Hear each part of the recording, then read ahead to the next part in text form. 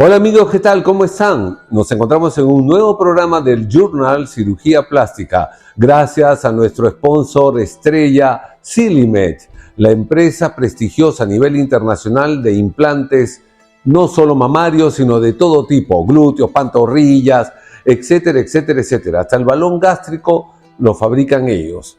Gracias Silimed por haber retornado al Journal después del COVID.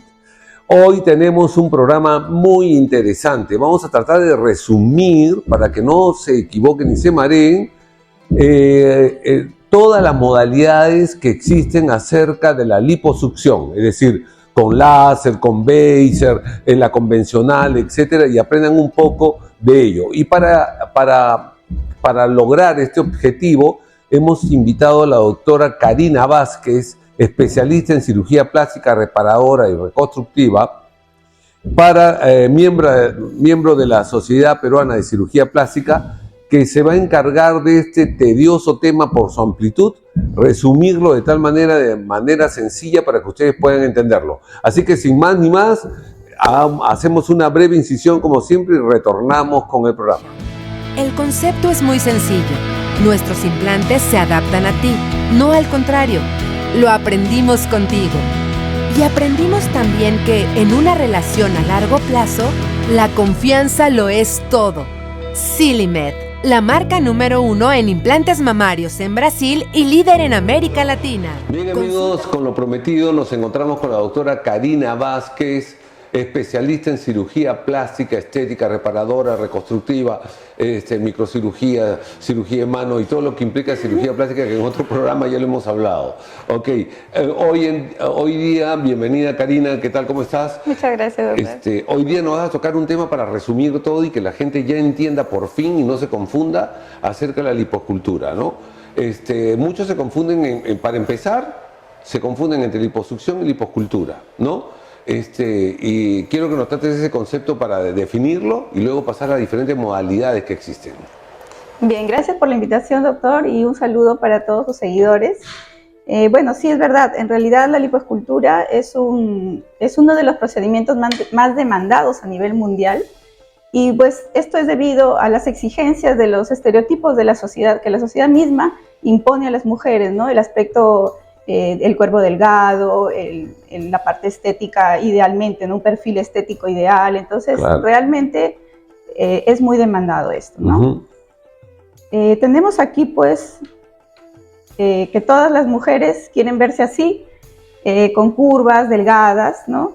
Sin embargo, pues, la mayor parte de nuestras pacientes vienen con adiposidades localizadas a nivel de abdomen, de caderas, de espalda, pacientes que ya han tenido procedimientos anteriores, lipoesculturas, y tienen además cicatrices de otras cirugías, de cesáreas, de apéndices. Entonces, estos son los tipos de pacientes que nos buscan y que nosotros tenemos que comprender qué es lo que desean y poder darles la mejor alternativa, ¿no? También tenemos pacientes con abdómenes así, globulosos, donde ya hay diastasis de los músculos rectos, en donde ya pues son candidatas para otro tipo de cirugías como las abdominoplastías, y eso hay que saber explicar bastante bien al paciente, ¿no?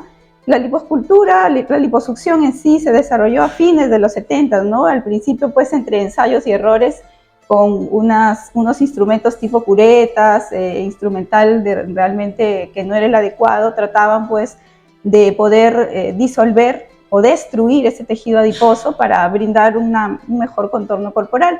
Sin embargo, posteriormente ya fue esto cambiando, y a inicios de los 80 es que se difundió rápidamente, y tenemos aquí al doctor Illouz, un francés que es pionero de esta técnica y es considerado como el padre de la liposucción por sus aportes, ¿no?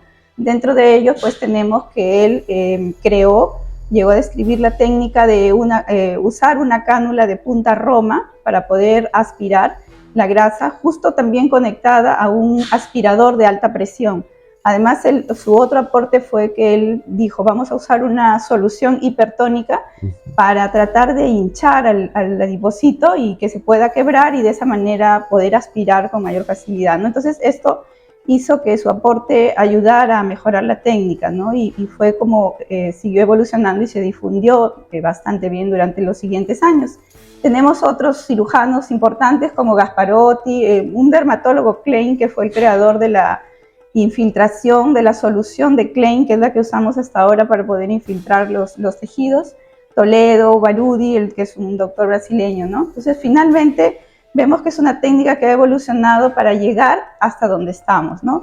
La ISAPS, que es la Asociación Internacional de Cirujanos Plásticos y Estéticos, hizo una encuesta en el 2021, que es una de las estadísticas más cercanas que tenemos, en la cual considera que la liposucción actualmente es el procedimiento quirúrgico estético más común.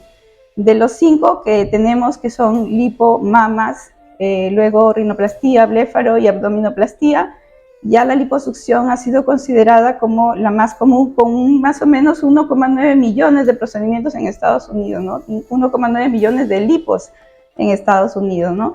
Y en cuanto a países, Estados Unidos lidera esto, luego sigue Brasil y después ya los países asiáticos como es China y Japón, ¿no? Entonces vemos que es un procedimiento bastante demandado, incluso también acá en Latinoamérica. Hay algunos conceptos que tenemos que considerar, ¿no? Por ejemplo, el término liposucción se acuñó básicamente como una remoción de tejido adiposo de diferentes áreas del cuerpo, nada más. Posteriormente ya surge el término de lipoescultura, dado por Fournier, ya que él, pues, a través de una técnica con jeringa, aspiraba la grasa y la reinyectaba en otras zonas donde consideraba que era necesario, ¿no? Entonces, aquí vemos ya que la lipoescultura viene a ser un remodelado corporal, porque pues viene de la palabra escultura, que es crear formas en 3 dimensiones, ¿no? Entonces, básicamente es eso, crear un cuerpo armónico. Ahora, apareció después el término de lipotransferencia, que anteriormente lo llamábamos como lipoinjerto, ¿no? Que es la recolocación, la reinyección de grasa extraída por liposucción en algunas zonas donde se necesita dar un mejor volumen, una mejor forma, ¿no? Para efectos prácticos, tenemos que decir que en la actualidad tanto lipoescultura como liposucción son sinónimos y que hacen referencia a una técnica quirúrgica que permite un remodelado de todo el contorno corporal mediante la extracción del tejido graso con cánulas, y estas cánulas van conectadas a una jeringa al vacío o bien a un aparato que tiene presión para aspirar, ¿no?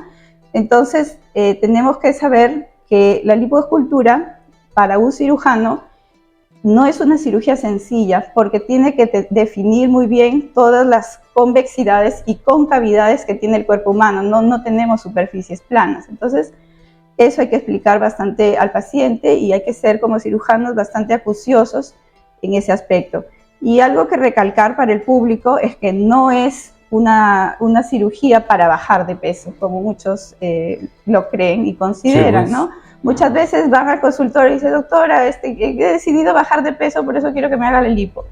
Y la paciente está en grado de obesidad 1 de repente, ¿no? Entonces, no es para bajar de peso, es una cirugía para remodelar el contorno corporal, para definir el contorno corporal.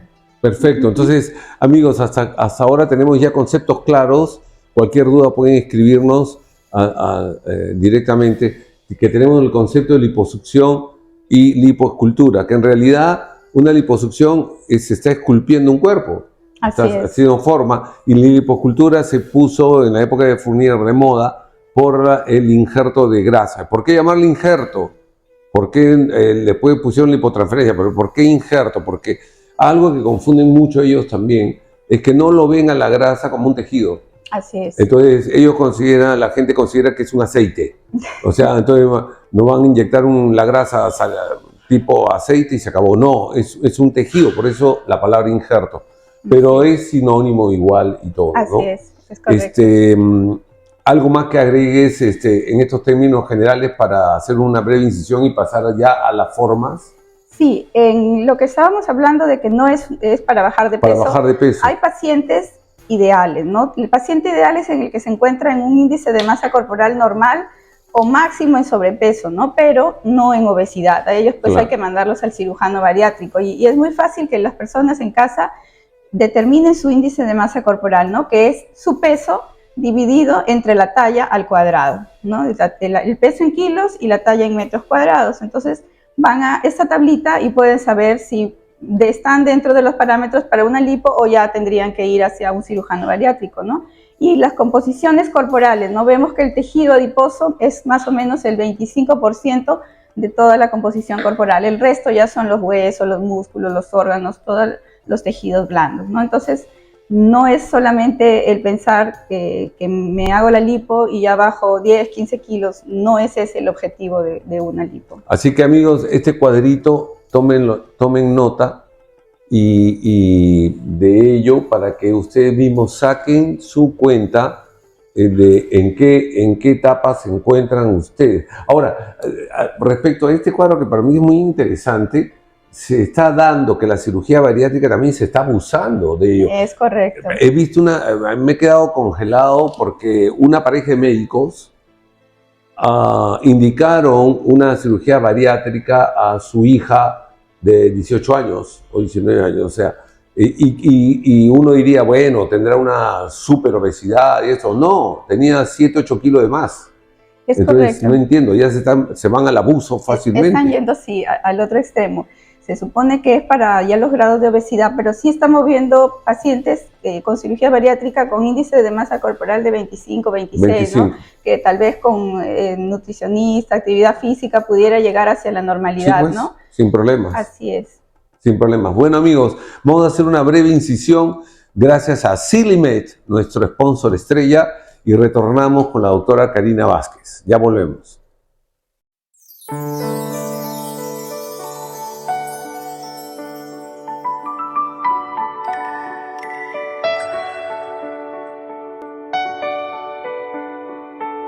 Bien, amigos, continuamos con la presencia de la doctora Karina Vázquez, hablándonos sobre lipoescultura en general para que ustedes conozcan las diferentes modalidades y estilos que existen. Karina, está muy interesante tu exposición. Quisiera que continúes repitiéndoles un poquito más para hacer hincapié de la fórmula para el índice de masa corporal para que puedan ellos identificarse en el cuadro a qué pertenecen, a qué nivel o estadio están. Así es bastante sencillo, simplemente tomar su peso en kilogramos, tomar su talla en metros cuadrados y la fórmula es el peso dividido entre talla por talla, o sea, talla al cuadrado. Allí va a salir, pues, si están dentro de lo normal, de repente 19, 20, ya se ubican en la tablita, normales desde 18.5 hasta 24.9. Si pasan de eso ya es sobrepeso, mayor de 30 ya es un grado de obesidad, y es alerta, ya hay que ir al cirujano bariátrico o buscar las alternativas para poder regresar a la normalidad, ¿no? Una lipoescultura, ¿hasta qué índice de masa corporal consideras óptima? Considero óptima por resultados. O sea, lo ideal es que esté dentro de lo normal, hasta 24.9. Claro. Sí hacemos incluso algunos que están con sobrepeso, definitivamente, pero lo ideal por resultados, por bajos riesgos y por todo, es en el índice de masa corporal normal. Claro, o simplemente hacerle una con sobrepeso, o de repente, como dices tú, de repente un poco de obesidad, pero limitándonos en la extracción de grasa y que los pacientes entiendan de que en una sesión no van a hacer todo. Es verdad, he tenido casos de pacientes que están con obesidad, claro. Y bueno, ya eso habrá sido hace 5 o 6 años, tenía una paciente con mucha obesidad grado 2 me parece, y en ese tiempo todavía no estaba tan en boga la cirugía bariátrica, claro. Entonces lo que hice fue hacerla en 2 sesiones, primero la parte abdominal, toda la parte de adelante, y después de 3 meses hice la parte posterior, ¿no? Porque es demasiado volumen para una sola intervención quirúrgica, ¿no? Ya se pone en riesgo también la vida de la paciente, ¿no? Exacto, es casi parecido a lo que hago y a veces incluyo los brazos en la segunda parte, ¿no? Así es, sí, también. Es verdad. Sí. Bueno, continúa, no te interrumpo. O sea, muy interesante. En las zonas. Sí, tenemos aquí, liposucción se puede hacer en muchas zonas del cuerpo, ya que el tejido celular subcutáneo lo tenemos debajo de la piel en todo el cuerpo. Y bueno, zonas que vemos aquí puede ser desde el rostro, ¿no? Cuello, la zona mandibular, ya pasando a tórax, la zona, en mujeres pide mucho la zona supraaxilar, ¿no? Arriba de mama. Después también abdomen, los flancos que son las partes laterales en la cintura, también caderas, la parte del muslo, parte interna del muslo, tanto proximal como zona distal, a veces también en las piernas, ¿no? En la parte posterior pues vemos aquí zonas de brazos, la espalda, sobre todo hacia flancos, En algunas pacientes también hacemos glúteos y bueno, definitivamente la parte de caderas y de muslos que ya habíamos comentado, ¿no? Ahora tenemos que tener en cuenta que debajo de la piel tenemos la capa de tejido celular subcutáneo, que es la grasa, y luego tenemos la capa muscular. Entonces tenemos pacientes con cierto grado de flacidez. Cuando hay una flacidez leve, pues hay que explicarle a la paciente, porque hay muchas que tienen una flacidez moderada severa y piensan que si usamos un aparato como láser o el ultrasonido, esa flacidez va a retraerse, pero eso es hasta cierto grado. Cuando es una flacidez leve, sí, de todas maneras, la aparatología nos sirve mucho por la retracción de los tejidos. Y aquí para lo que es piel, muchos autores consideran que la energía es la clave. La energía porque se refiere a los aparatos que podemos usar. Tenemos el láser, tenemos el ultrasonido, el más conocido acá, el Baser, tenemos radiofrecuencia, el Body Tight, y ahora también tenemos el Renuvion, que es argón plasma, ¿no? Todas estas aparatologías son claves para mejorar la flacidez de la piel. Yo uso más he usado láser, he usado ultrasonido. Me parece mejor el ultrasonido y es el que uso con mayor frecuencia, ¿no? Después de la piel tenemos la siguiente capa, que es el tejido celular subcutáneo, la grasa en sí, donde todo el mundo piensa que solo se trabaja allí. La grasa tiene dos capas, una capa muy superficial, que es la capa areolar, en donde ya se dice que hay que utilizar la aparatología para poder retraer un poco esa piel y obtener un buen resultado en el postoperatorio. Y hay que hacer una succión muy controlada, con cánulas muy finitas, para poder estimular a que se pegue, hay una mejor cicatrización en esa zona. Y en la capa profunda de la piel, donde es más que todo retirar volumen, con unas cánulas ya un poquito de un calibre mayor al de la capa superficial, y es más que todo para disminuir ya el volumen. Ahora, lo que también se está trabajando es en la zona muscular. Antes solamente decía lipo-grasa, pero ahora no. Hay muchos autores que están trabajando la inyección grasa dentro del músculo. Particularmente yo tengo mucho temor por los casos de tromboembolismo que se han suscitado a nivel mundial cuando se trabajaba con la grasa a nivel muscular, de músculo glúteo básicamente, ¿no? Pero hay muchos cirujanos que están inyectando grasa para remodelar el cuerpo. Vemos, por ejemplo, en esta imagen, este joven se le ha realizado una lipo con definición, pero además tiene injerto de grasa a nivel del pectoral. Entonces, eso está formando parte de la lipo actual, ¿no? Que es lo que vamos a hablar en la siguiente diapositiva, que es la lipo 4D o la lipodefinición, ¿no? Pero hemos visto aquí el tratamiento de piel con aparatología, el tejido celular con la liposucción misma y aparatología, y a nivel de músculo, inyección de grasa para aumentar volúmenes en ciertos músculos, ¿no? Pero en esos casos, por ejemplo, para aclarar bien, ¿ese injerto graso es en tejido graso o en músculo?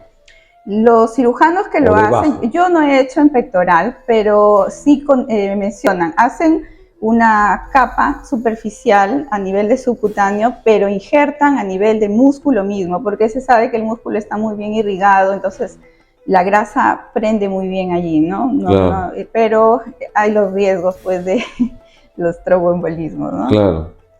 Sí. Acá vemos lo que tanto se está hablando y que muchas pacientes sin saber van y lo piden, ¿no? Que es la lipodefinición anatómica o la lipo 4D. ¿Por qué se llama así? Porque aquí ya estamos tratando lo que es la definición muscular, ¿no? Los bordes musculares, el aumento, como hemos visto en la anterior diapositiva, el aumento del músculo, como si el paciente hubiera hecho mucha actividad con pesas, ¿no? Entonces, ¿de qué depende poder seleccionar? Porque aquí hay que hacer una muy buena selección. No todos los pacientes son candidatos para esta lipo 4D. O sea, primero, el deseo del paciente. Yo tengo muchas pacientes que no me piden, ¿no? Pero sí hay otras que aunque no sean candidatas lo piden. Entonces, primero depende del deseo del paciente y segundo depende del grado o del porcentaje de grasa corporal que tengan, ¿no? Aquí ya no es solamente medir el índice de masa corporal, hay que tener un aparato especial, es similar a una balanza, que es la bioimpedancia, en donde se mide la cantidad de masa muscular y de grasa corporal. Entonces, ahora que está tan de moda todo lo del fitness, muchos pacientes quieren parecerse pues a todos los fisicoculturistas y la gente que está en los gimnasios. Entonces me dice, me hago mi lipo y me hago la lipo 4D, ¿no? O la HD, que es para que me parezca como que he hecho 1000 abdominales o he hecho mucha actividad. Entonces, pero perdón que te interrumpa, o sea, lo que quede claro de que muchos pacientes me ha pasado y me seguirá pasando, que muchos pacientes a veces tengo que decirle que no. así es. ¿Por qué? Porque si una paciente o un paciente hace ejercicios, se rompe el alma haciendo y por genética o porque X motivo no llega a definir, entonces perfecto, pues se le hace una ayudita y define, porque es una persona que se cuida, que se alimenta bien y todo. Pero hay otro grupo que no, quiere que me marque, quiero que todo para seguir comiendo mi hamburguesa, ¿no? O sea, eso no es, pues. Así es, por eso creo que aquí el primer filtro es hacer la bioimpedancia y determinar el porcentaje de grasa corporal que tienen. O sea, hay pacientes muy atléticos, ¿no? En varones, por ejemplo, índice grasa corporal de 6 a 13%, o mujeres de 14 a 20%, son pacientes en los cuales sí se les puede hacer una lipodefinición. Acá ya tenemos hasta 3 términos que han salido hace poquito, ¿no? HD de High Definition, MD de Medium Definition y LD de Low Definition. O sea, bueno, los nombres se van inventando sí, todo. así es. O sea, primero era simplemente lipo HD, donde todos querían su six-pack en el abdomen.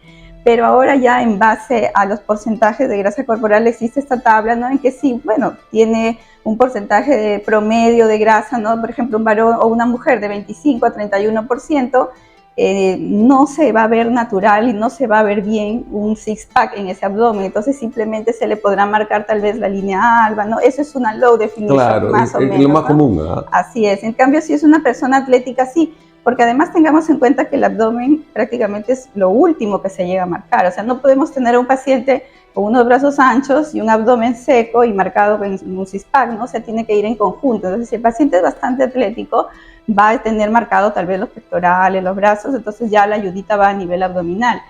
O hay cirujanos en que trabajan también en la lipodefinición a nivel de brazos, ¿no? Marcan el deltoides, injertan deltoides, entonces todo eso, pero en realidad no se ve natural. Yo no estoy muy de acuerdo en hacerla en cualquier paciente. Bueno, como cirujanos podemos hacerla, ¿no? Pero no es un resultado adecuado, me parece, ¿no? De pronto vamos a tener, como digo, un paciente con grasa por otras zonas y el abdomen bien seco con un six-pack un tanto artificial, ¿no? Entonces, no es para todos. Bueno, yo en eso sí opino igual que tú y te digo que tengo pacientes de más de 15 años, generalmente con el Baser, el ultrasonido, y que hasta ahora mantienen su six-pack, pero hay gente que se cuida, o sea, se cuida, Claro. y a mí a veces es un chiste, porque cuando tú los operas están echados en la camilla y con solamente el hecho de levantarse en la camilla, esa pequeña contracción ya hace que se dibuje todo el six-pack. ¿Por qué? Porque a mí personalmente, porque cada uno tiene su estilo, es eliminarle la grasa para que realmente el músculo sea el que aparezca y al hacer ejercicio sea el músculo, no grasa, sea músculo. Claro, porque también había el tema de que injertaban el six-pack, ¿no? Y luego cuando se engordaban era el efecto tortunilla, ¿no? Los cuadrados ahí. Es que si te pones a ver todo, hasta la fructosa, que se convierte en glucosa más todo, hasta la stevia y todos los etcétera, se van a ir primero la grasa. Así es. Entonces, si le pusiste grasa, se va la grasa, ¿no? O sea, pero bien, en fin, o sea, cada quien utiliza su estilo como mejor le va, ¿no? Sí, ya no, tenemos que buscar la estética y hay cosas aquí que luego salen de ello, ¿no? Claro. Bueno, hablamos de algo muy interesante que es cómo seleccionar al paciente, ¿no? Cuando nos llega el paciente al consultorio, lo principal es la entrevista al paciente, ¿no? Una anamnesis exhaustiva donde preguntemos qué enfermedades padece, tiene alergias, qué medicamentos toma, qué cirugías ha tenido previamente, ¿no? Hay que evitar pacientes fumadores o que tengan patologías que no están controladas, como son los diabéticos o de repente con problemas de tiroides o hipertensos no controlados, ¿no? Porque trae complicaciones en el postoperatorio, ¿no? Pero tú has dicho algo importante, hipertenso no controlado, porque yo personalmente sí opero pacientes con cierta patología como hipertensión, incluso diabetes, pero que están bien controlados. Sí, yo también he operado y también, por ejemplo, pacientes con problemas de tiroides, pero igual tienen una consulta previa con su endocrinólogo y les pido que les haga una indicación postoperatoria, porque a veces tienen que aumentar la dosis de su medicamento porque la cirugía es un estrés. Entonces, la tiroides tenía mucho que ver allí. Así que su endocrinólogo ya les indica de repente aumentar el medicamento que tomaban por 48 horas, 72 horas y luego regresan, pero sí bien controlados. Yo realmente sí, de tiroides les mando al endocrinólogo igual con diabetes, Perfecto. hipertensos, cardiólogos, o sea, hay que tenerlos bien controlados, ¿no? Totalmente de acuerdo. Hay que suspender también, pedirles a los pacientes que suspendan la toma de ciertos medicamentos, anticoagulantes, aspirinas. Muchos no saben el té verde que lo toman a diestra y siniestra porque les ayuda a bajar de peso, a bajar de grasa, entonces provoca episodios de sangrado si lo vienen tomando prolongadamente, ¿no? Igual ginkgo biloba y algunas otras hierbas, ¿no? Y hay que hacer preguntas exhaustivas durante la entrevista con el paciente para que suspendan eso por lo menos unos 15 días antes de la cirugía. Muchos cirujanos, por ejemplo, llegaban a una conclusión semejante como un embarazo. O sea, simplemente suspende todo. O sea, salvo al punto que vas a llegar tú de salud mental. Pero suspenda todo, ¿no? Porque hay cosas muy naturistas y que en realidad te pueda provocar sangrado. Es verdad. Hay que tener mucho cuidado. Así es. En el examen físico, bueno, yo acostumbro poner a mis pacientes, lo ideal es que vaya siempre con un acompañante y de todas maneras en ropa interior frente a un espejo grande donde se pueda ver y nosotros podamos tomarle algunas fotos y mostrarles asimetrías. Muchos no se dan cuenta y después en el postoperatorio dicen, pero acá está más grande, acá está más delgado, entonces hay que hacerles notar las asimetrías que por naturaleza casi todos tenemos, ¿no? La flacidez de los tejidos hay que examinar y sobre todo en lipo la flacidez de la piel, ¿no? Muchas piensan que es una maravilla la aparatología, el ultrasonido, el láser y que va a pegar la piel que la tienen colgando, ¿no? En ese tipo de flacidez no va a funcionar y hay que dejarles bien en claro para no tener problemas después. Hay que definir bien qué zonas se van a aspirar, hay que tomar medidas, ¿no? Y en el caso de que la paciente desee, porque hay algunas que insisten, quiero que me marque el CISPAC, unas cosas así, pues la bioimpedancia tenemos que hacer en el momento del examen físico. Nuestro paciente tiene que estar con un buen estado de salud físico y para eso son los exámenes prequirúrgicos que se piden con antelación, ¿no? Todo lo que son exámenes de sangre, el riesgo quirúrgico, si tiene enfermedades asociadas, yo sí mando, por ejemplo, si es tiroides, el perfil tiroideo, Claro. si tiene algún otro problema de salud o otro tipo de exámenes adicionales, ¿no? Si va a ser con anestesia general y el paciente ya tiene más de 50, 60 años, una radiografía de tórax también tiene que estar incluido dentro de los prequirúrgicos por seguridad de nuestro paciente, ¿no? Y bueno, llegamos a la parte de la salud mental, que es verdad, también allí tenemos que tener en cuenta que hay muchos pacientes que no tienen expectativas realistas, entonces hay que hacer hincapié, ¿no? ¿Qué es lo que se va a lograr? ¿Qué es lo que desean ellos? ¿Qué es lo que podemos lograr? ¿No? Porque no somos dioses, entonces tenemos nuestras limitaciones. ¿Tú crees que ha aumentado ese porcentaje? Yo creo que sí. Yo creo que la pandemia y estar encerrados tanto tiempo obligó a la gente a tener que recurrir al celular bendito. Sí, Entonces, y el celular bendito comenzaron a venderle aplicaciones para cambiar su fisonomía y vender pues sus seguidores y poner una cara o un cuerpo que no tienen. Ojo, el problema ha venido a que fuera de eso, cuando vienen a la consulta, ellas quieren ser como esa aplicación, ya no es Photoshop, sino hay una increíble cantidad de filtros. Entonces quieren ser como el filtro. Entonces el problema va en que, ¿por qué? Porque también hay aplicaciones, como todos han estado encerrados, donde la gente se conocía y se intercomunicaba por el celular y se conocían parejas que luego levantada la cuarentena, en algún momento se conocían y se veía la triste realidad. Sin filtro. Eso aquí en todo el planeta pasado. Sí, es verdad. Entonces ya hasta los psiquiatras le han puesto ya un nombre al síndrome del selfie, pero las aplicaciones y los filtros solamente se engaña gente. Entonces, pero llegan al cirujano plástico y quieren que sea como a veces parece un cómic, pero no sé, o sea, les ha llegado un estado de salud mental que me parece ya ha aumentado y es muy difícil que te lo digan. Sí, hay que hacer muchas preguntas y bueno, es difícil. Tiene que hacer el psiquiatra, sí, porque no van a ir. De psicólogo y de psiquiatra. Pueden ir al endocrinólogo por diabetes, por tiroides, al cardiólogo por hipertensión, pero no, es difícil que un cirujano plástico haga una interconsulta con un psiquiatra, con una paciente, porque simplemente se va, porque nadie quiere que le digan que está mal o está bien. Es verdad, y eso en otros países sí tienen como parte de su evaluación una evaluación psiquiátrica o psicológica. Exacto, pero es otra idiosincrasia, aquí no, aquí es un insulto. Sí, y es un peligro porque después vienen una serie de problemas, ¿no? Uf, si te contara. Sí, o sea, hay gente que a veces ha tenido ataques de pánico y han querido salir corriendo de recuperación. Entonces, y nunca te dijeron nada y la familia tampoco colabora porque tampoco te dice. Sí. Y después tienes pacientes con bipolares, esquizofrenias, leves, borderlines que han aparecido cada vez más. Entonces, entran en estado de ansiedad total.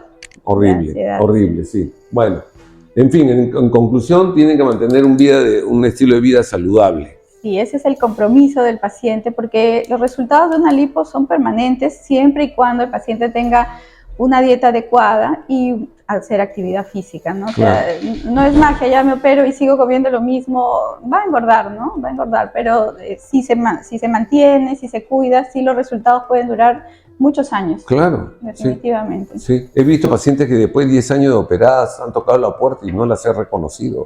Porque realmente se han cuidado. O sea, gente que se cuida su cuerpo y eso dice mucho de la persona. Seguridad en lipo, que consideré muy importante tratar esto, ¿no? Sobre todo para los pacientes que ahora estamos viendo que lipos a veces las hacen en los consultorios, ¿no? Y a veces ni siquiera son cirujanos, no, de hecho no son cirujanos plásticos, ¿no? Entonces, una lipoescultura es una cirugía mayor, es una cirugía de cuidado y debe ser realizada sí o sí dentro de una sala de operaciones equipada, donde haya la máquina de anestesia, donde esté el oxígeno, un desfibrilador, todo lo que tiene una sala de operaciones con todo lo necesario para prevenir o poder salir de algún evento adverso que puede ocurrir, ¿no? También necesitamos que esté un anestesiólogo, porque pues, puede estar la sala de operaciones y de repente pues, el médico le dice a la enfermera, pásale tal cosa, ¿no? Y no, en una lipo no es así. En una lipo tiene que estar un anestesiólogo presente porque hay mucho manejo de fluidos y muchas cosas que tienen que ser monitorizadas muy bien, ¿no? También considero aquí dentro de la seguridad para lipo, ya eso es parte del cirujano, el volumen, ¿no? Saben que se infiltra una cantidad de una solución para que vaya en la zona donde vamos a hacer la lipo, ¿no? Que es en la grasa. Entonces hay que considerar allí un volumen infiltrado, qué volumen se va a infiltrar para no sobrecargar al paciente probablemente, las dosis que se van a usar dentro de esa infiltración de lidocaína, epinefrina, los fluidos endovenosos que se les van a colocar a los pacientes también, por el mismo motivo, ni para que no estén deshidratados, ni para que estén encharcados y pueda haber una sobrecarga hídrica, ¿no?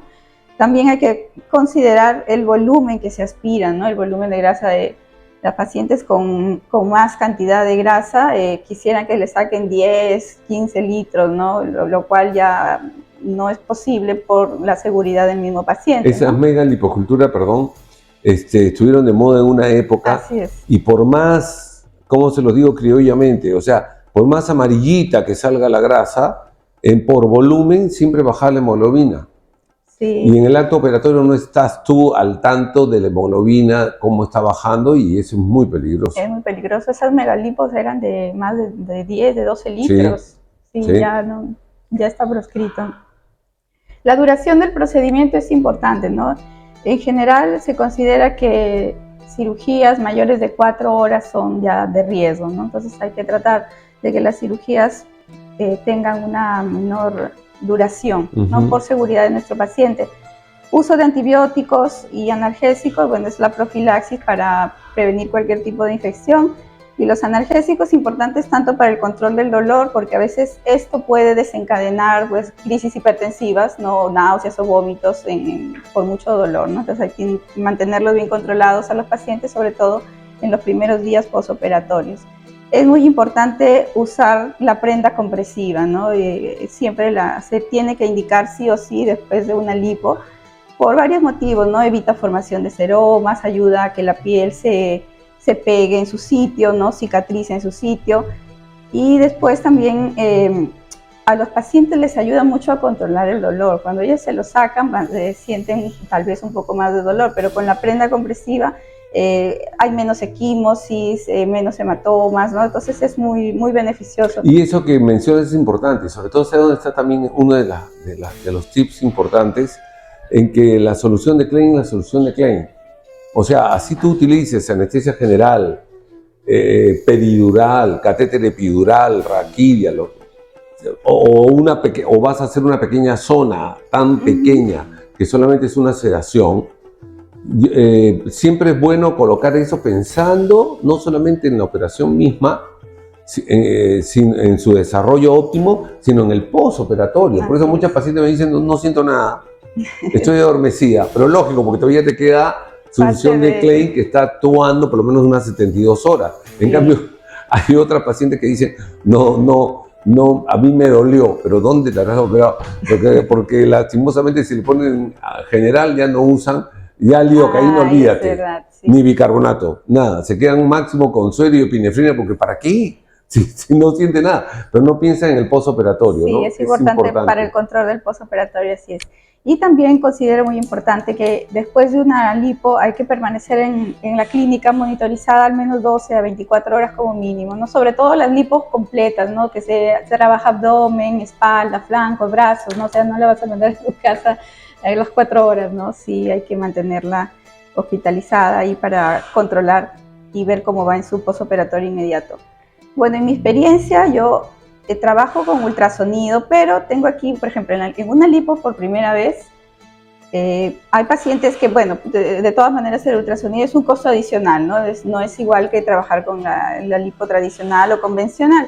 En una primaria yo puedo aceptar trabajar una lipo convencional, ¿no? Si accede al ultrasonido, mejor, porque con el ultrasonido tienen una recuperación más rápida, ¿no? Menos sangrado, menos dolor, y en 2-3 días ya están haciendo sus actividades. Pero en las pacientes que vienen ya con lipos secundarias o terciarias, jamás hago convencional, hago siempre con ultrasonido, por muchos motivos, ¿no? Aparte de lo que ya hemos mencionado, por el hecho de que hay muchas fibrosis ya de las cirugías previas, y muchas de ellas son tan duras que la cánula no puede ingresar, y en una de esas que uno hace fuerza puede perforar algún órgano, ¿no? Entonces, allí, en secundarias o terciarias, para mí por protocolo siempre tiene que ser así. Si la paciente no le alcanza el dinero, no la opero, tiene que ser con ultrasonido, de todas maneras. Y prefiero el ultrasonido al láser porque también trabajé con láser en secundarias, pero la fibra se rompe porque las fibrosis son tan fuertes, entonces para eso el ultrasonido es más potente. Ahora, te diré una cosa, mucha gente, por ejemplo, que acá en Perú el ultrasonido más conocido es el Baser, ¿no? Baser o Baser.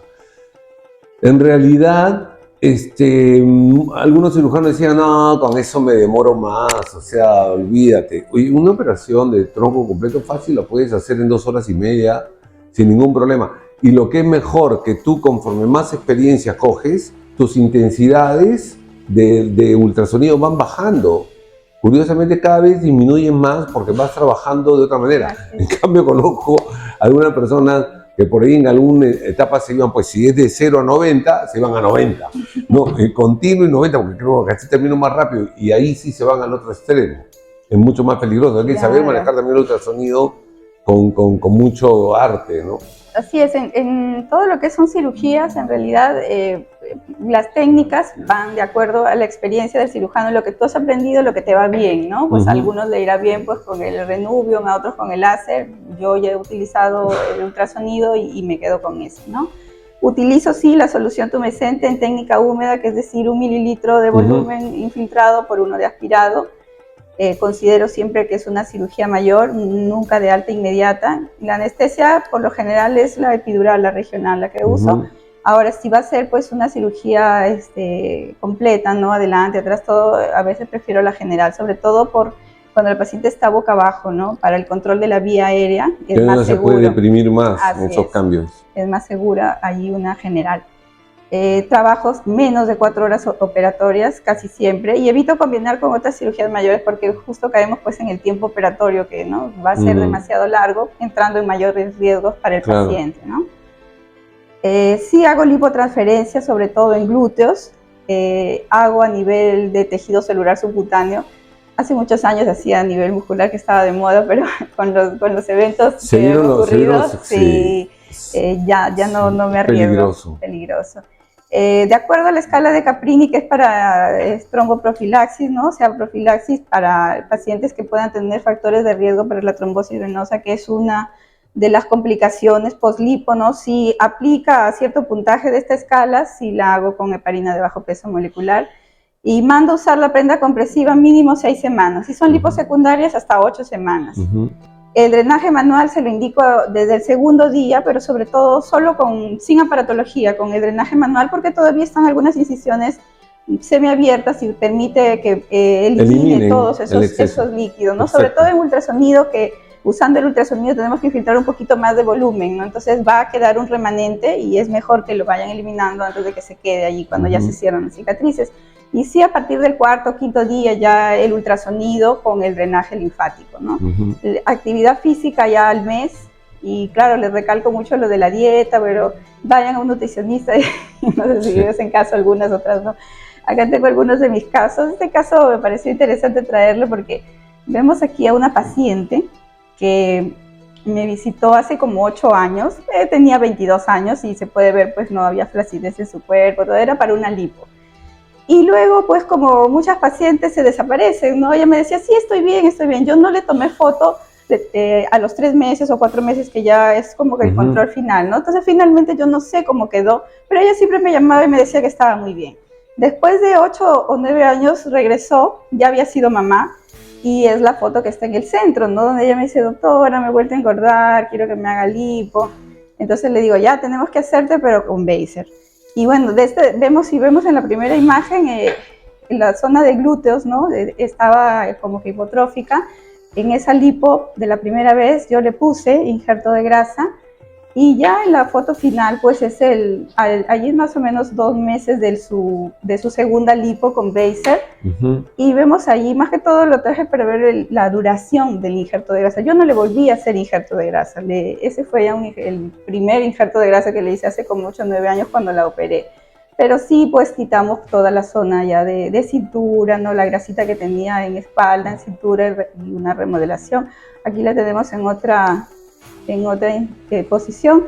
Igual también allí vemos como los glúteos inicialmente estaban un poco hipotróficos, luego ya con su lipo había subido de peso, había engordado, y en la foto final ya el resultado de la lipo Beiser, y ya el injerto de grasa desde hace 8 años que se mantenía allí, ¿no? Es duradero, ¿no? Sí hay una reabsorción de un 30-40%, pero dura a través de los años, ¿no? Esta es una de las pacientes que he visto con injerto de grasa después de mucho tiempo, ¿no? Este es en otra posición ya. Vemos también ahí la previa, la intermedia, ya cuando ya hay un poco más de flacidez porque tuvo su hijito, ¿no? Entonces, y finalmente ya las curvas que se lograron después de una segunda lipo con el ultrasonido. Y ahí le dejas una dieta de todas maneras, porque cuando alguien sube de peso, como le digo a los pacientes, si subes de peso, en general, tu grasa es en general. En general, así es. Entonces yo no puedo hacer nada con tu muñeca, no puedo hacer nada con tu tobillo, porque en todo te haces, o sea, hasta las manos las tienes gorditas. Entonces tienes que hacer una dieta, no puedes armar un cuerpo totalmente surrealista, ¿no? Así es. Y acá en la zona abdominal.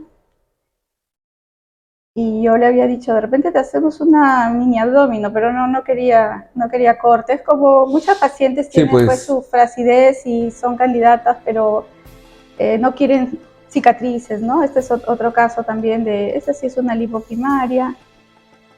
Esta es otra paciente ideal, ¿no? Porque es delgada. El problema es que ella quería lipoinjerto en glúteos, y le tuve que sacar de todos lados para obtener algo para los glúteos, ¿no? Porque era delgada, de abdomen también delgada, sacamos de todos lados. Y esta foto de la derecha es la foto de control de 1 año. ¿Pero por qué tengo de control de 1 año? Porque vino para hacerse implantes de mama. Claro, entonces aproveché, porque normalmente no vienen así nomás, ¿no? Y acá otra paciente de perfil, también con una lipo de abdomen y de cintura y lipoinjerto. Acá algunos casos de espalda y de cintura, sobre todo los cúmulos ahí en los costados, en los flancos. Acá también en las zonas de espalda. Los varones también, sobre todo vienen por el abdomen anterior, ¿no? Que tienen abombado. Bueno, este es un paciente que tenía realmente panículo adiposo, porque hay muchos que lucen así, pero el problema es grasa la grasa visceral, ¿no? Entonces Exacto. hay diastasis y por más que le hagas va a seguir quedando barrigón, pero no, este paciente lo examiné bien y sí tenía grasa, ¿verdad? Era grasa. ¿Y en la región afuera. pectoral hiciste algo? No le hice nada, pero parece, ¿no? Porque parece porque las areolas están más simétricas. Sí, no le hice nada, fue de abdomen solamente.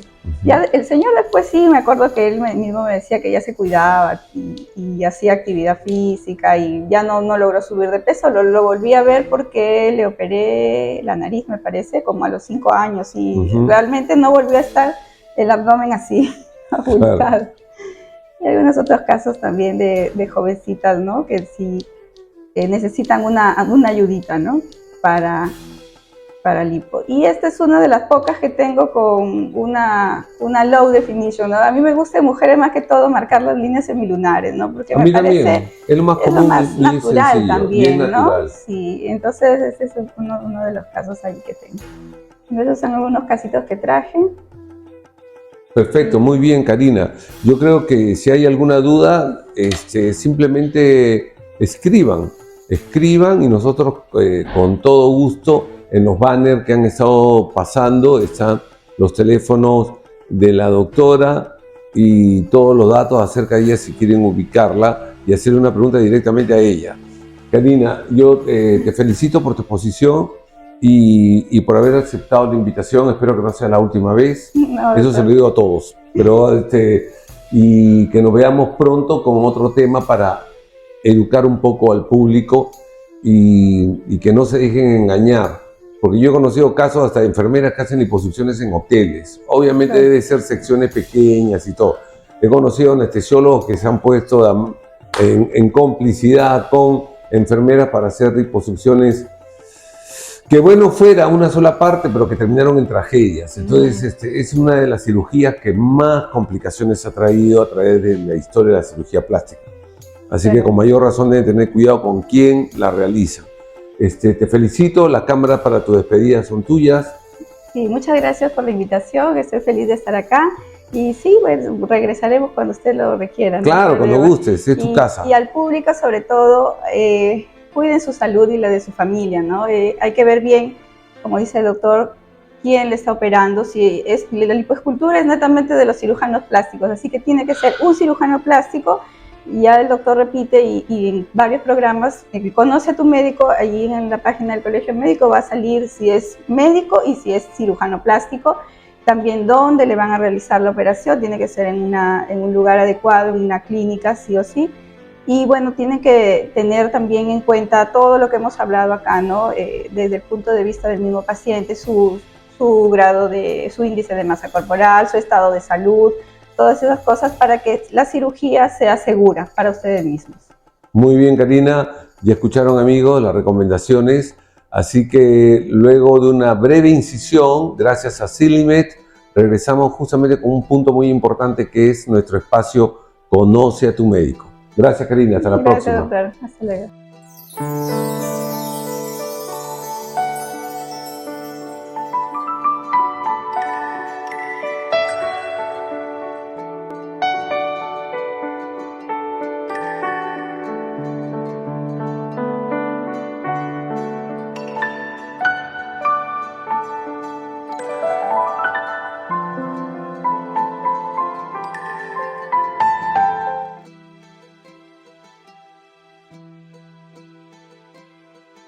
Bien amigos, y llegamos a un espacio muy importante, pequeño y a su vez importante, que es Conozca a su médico. Es muy sencillo. Ustedes van a internet y colocan la página, sea del Colegio Médico del Perú, que aparece en pantallas, cmp.org.pe, o simplemente ponen en Google, Conozca a su médico. Allí va a aparecer en sus pantallas espacio para colocar apellido paterno, materno, nombres, número de colegiatura, si la conocen. Si el médico con el que se van a tratar le dio su tarjeta y figura el número, perfecto, tienen todos los datos. Si usted solamente conoce el apellido y el nombre, en este caso vamos a hacer un ejemplo con nuestra invitada, Karina Vázquez. Entonces, si colocan Karina Vázquez, van a encontrar que haciendo clic en buscar, que existen como varias Karinas Vázquez.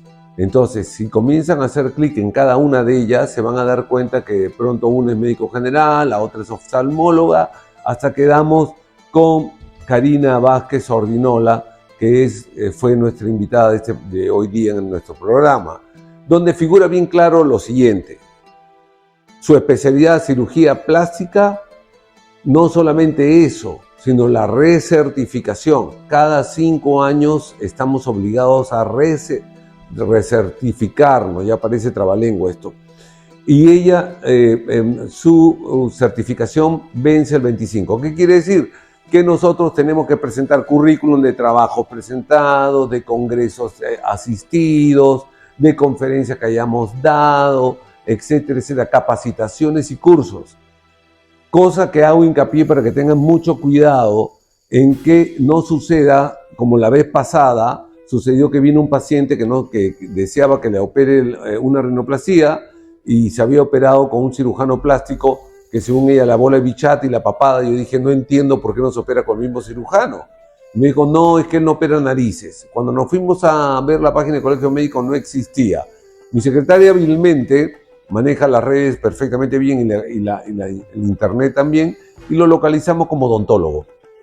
Entonces, para que no les suceda eso, simplemente esos ítems y van a saber que cuentan con una persona recertificada. Hago hincapié y quiero educar con seriedad, por más que sea un programa de cirugía plástica, a todos los maestros del Perú que enseñan a nuestros hijos, enseñan a nuestros niños, sea en colegios o universidades, que les tienen pánico recertificarse, les tienen pánico llevar un curso, les tienen pánico aprender porque creen que van a perder su trabajo. Nosotros no perdemos trabajo de nada y nos recertificamos porque amamos nuestra profesión. Así que es un tastaz que le doy a todo el profesorado que se la da de casi profesión sacerdotal. Así que eso ténganlo en cuenta, amigos, y nos vemos la próxima semana con un tema siempre interesante y con un invitado de lujo. Gracias, nos vemos.